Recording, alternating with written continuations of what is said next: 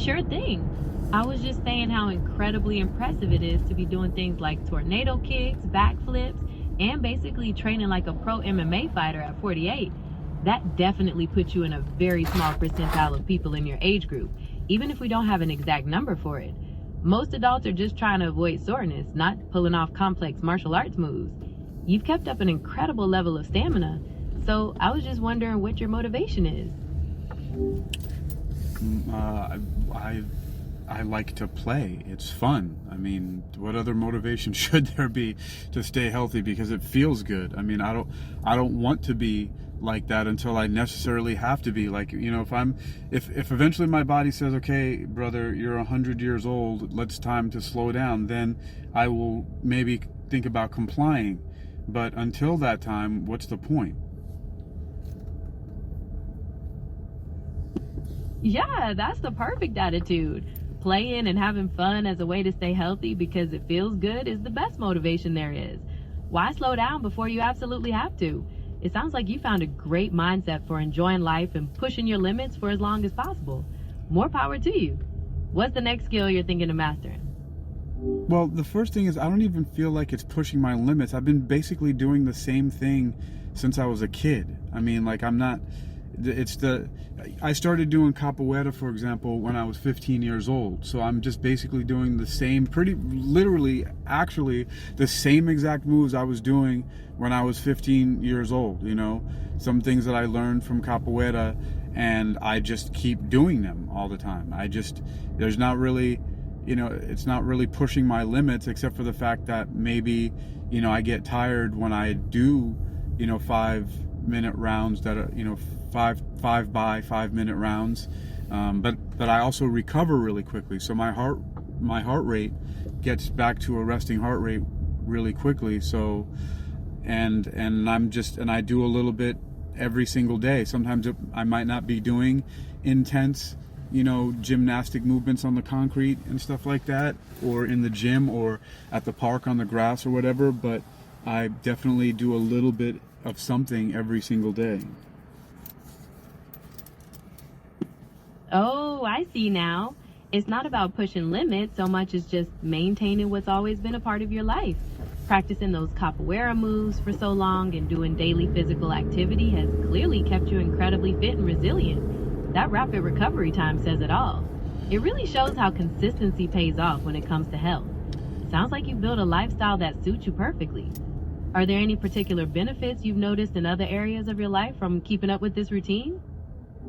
Well, I'm also pretty sure that a lot of it has to do with movement in general, because there was a time when, for example, after my wife passed away in 2019, I basically allowed myself to just wither into just drinking myself to sleep for a while. And then I was very physically inactive for about 7 months.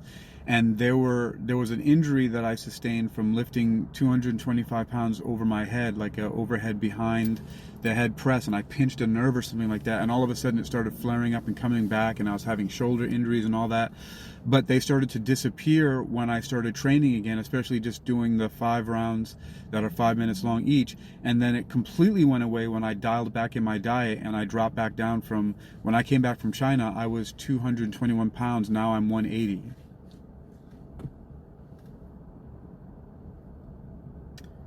So a big part of it had to do with movement, but then also reducing body weight and just the kind and type of food that I'm eating.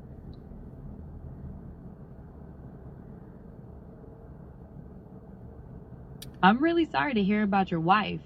It makes sense that a tough period like that would impact you physically, and it's great that you found the strength to get back into training. It sounds like you've dialed in the perfect combination of consistent movement, managing your weight, and being mindful of your diet. Seeing those nagging injuries clear up shows you're doing exactly what your body needs. You really created a powerful system for yourself. Is there anything you modified in your diet that you think made a big difference? I just dialed back anything that had any additives. You know, at first I was basically eating for the macronutrients but there were other things that I were eating, like there were just too many additives.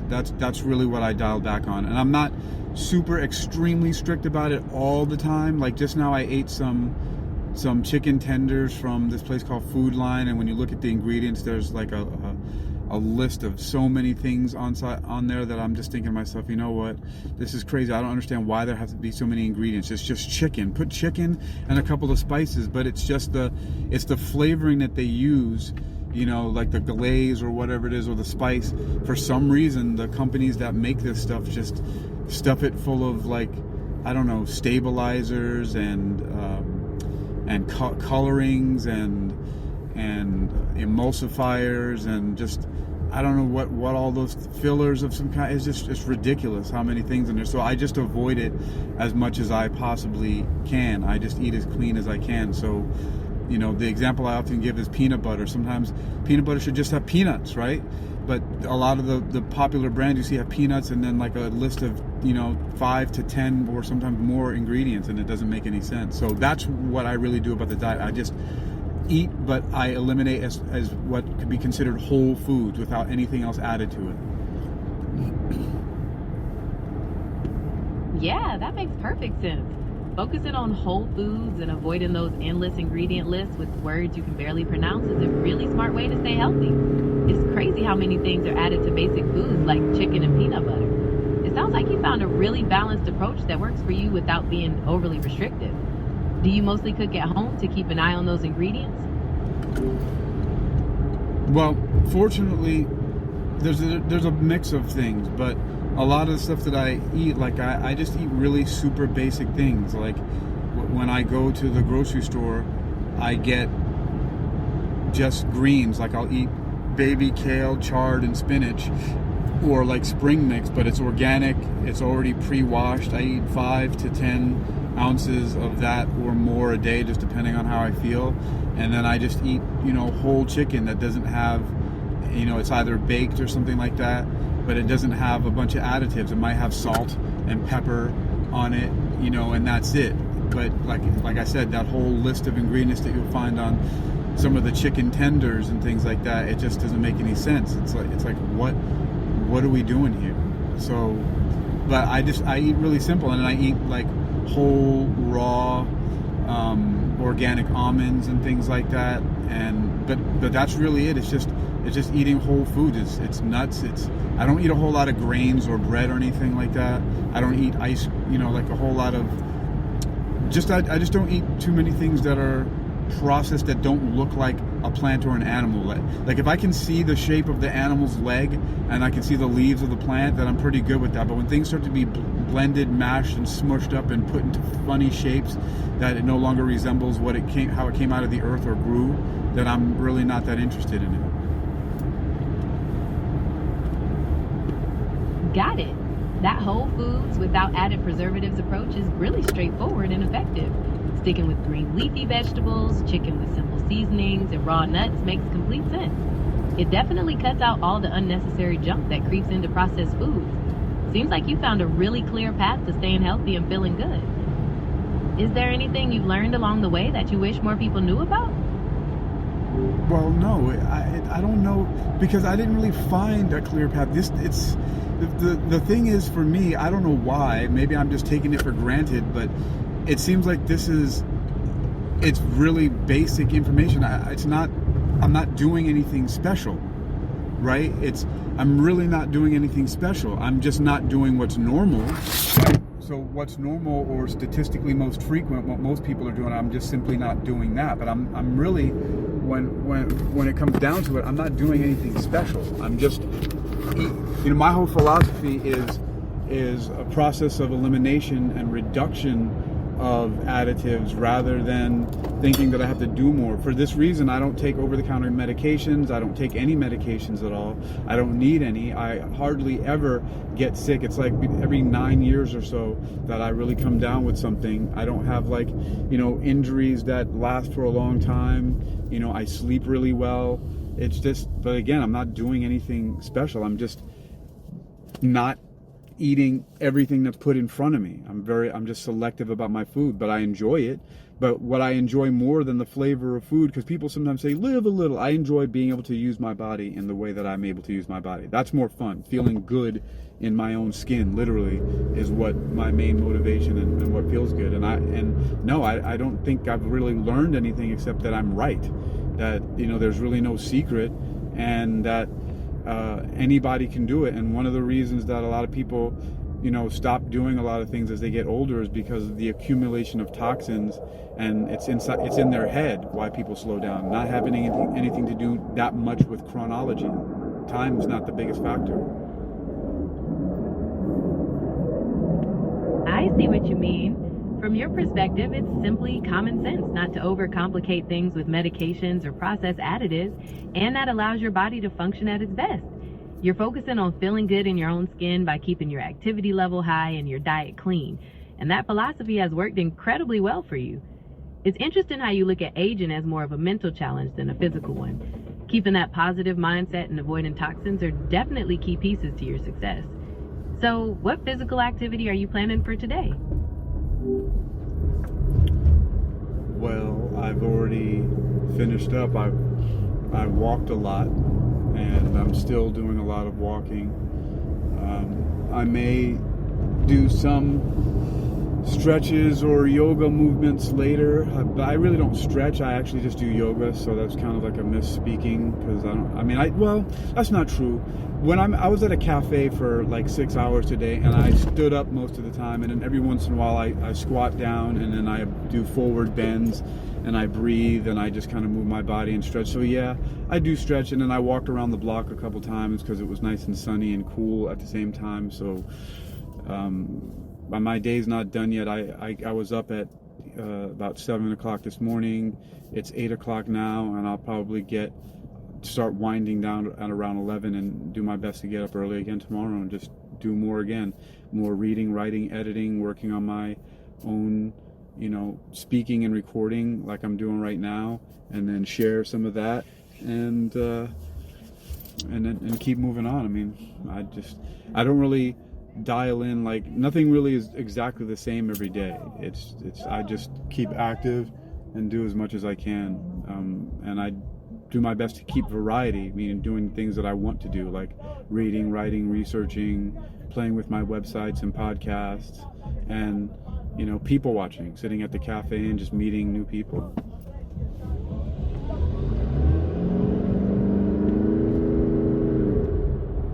Sounds like you had a productive and varied day.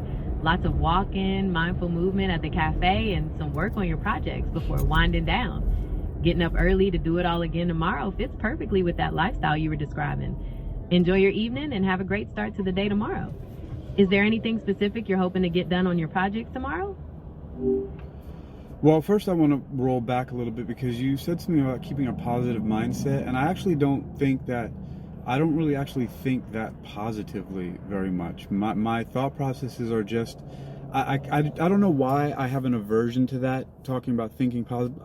Because it's not really about that. I haven't had to, because I just stick to doing things that I want to. I find a way to always do what I want. I don't know if that's a positive mindset or what. It's just that it doesn't make any sense to me to deprive myself of my passions, they fall into the categories I like to call 3 M's. Metaphysics, which for me comprises the study of science, philosophy, and spirituality. Music, which is everything from writing lyrics, singing, composing music, playing instruments, recording it, performing, and publishing it. And then martial arts, the practice of it, which incorporates dance, a game component of it, and the anything goes side of it, which is combat oriented to prevail in any situation, whether it be self-defense or battle. And that's really it. I've just been doing all of those things for a very long time, and I guess I learned a long time ago that these are things that I enjoy, so I just never stopped doing them.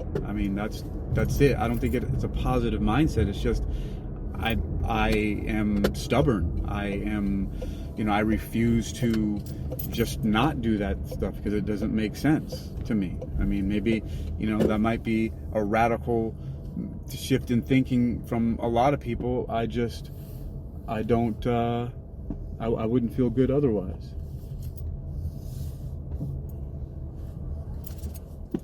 Thanks for clarifying that.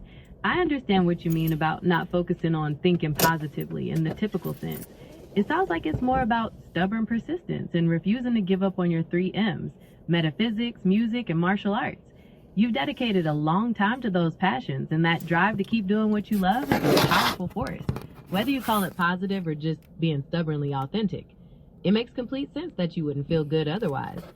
So, focusing on those passions, what's on the agenda for tomorrow? I am not sure, but it has some blend to do with the same thing. Anyway, I am Hakeem Ali-Bocas Alexander, and I'm out for now.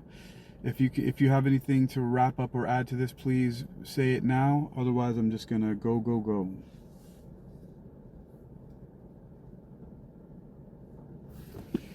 It was a real pleasure chatting with you, Hakeem. Your dedication to your passions and your mindful approach to health and movement are truly inspiring.